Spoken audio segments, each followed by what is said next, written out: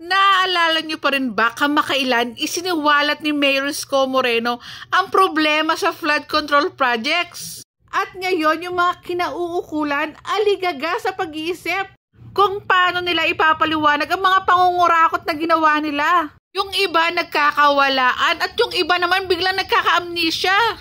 At kung ano-anong dahilan ang mga sinasabi nila.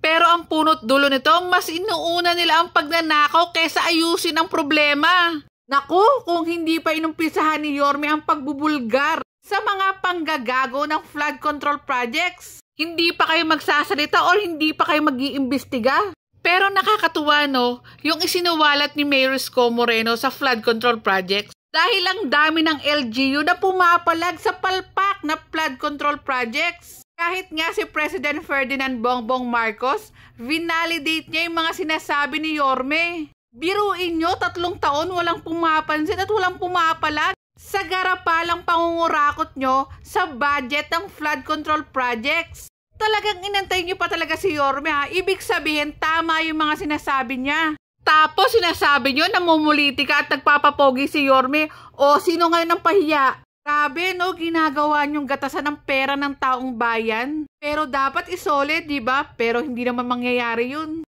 Para sa akin, sa nangyaring to, si Mayor Isko lang talaga ang nagmamalasakit sa taong bayan.